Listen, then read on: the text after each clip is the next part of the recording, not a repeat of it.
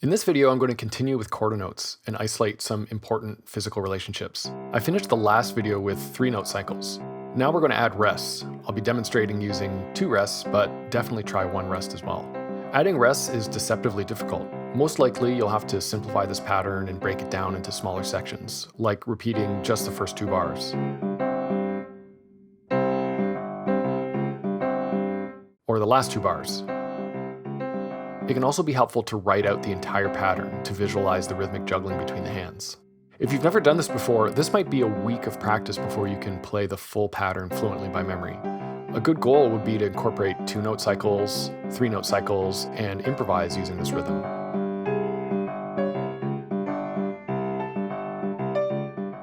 The last thing we're going to do with quarter notes is start building scales. When we play a scale, we create 2, 3, and 4-note clusters under the hand. For example, the best way to play the C7 bebop scale is with 2 4-note clusters with the thumb on C and G. One way to practice this with the left hand is to isolate and repeat each 4-note cluster.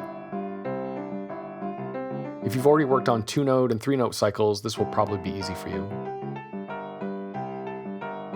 It gets more challenging when you start playing the whole scale and combining note clusters. Now we're isolating and practicing right-hand crossovers in relation to the left hand. In this example, I start on C on beat 1, which means I cross over and put my thumb on G on the next downbeat. This might take some getting used to, but it's not that difficult because the thumbs and the crossovers line up nicely with the downbeats. Once you start playing with the rhythm of the crossovers, things get more difficult. Like, try starting the bebop scale on beat 2. Now the crossovers have shifted.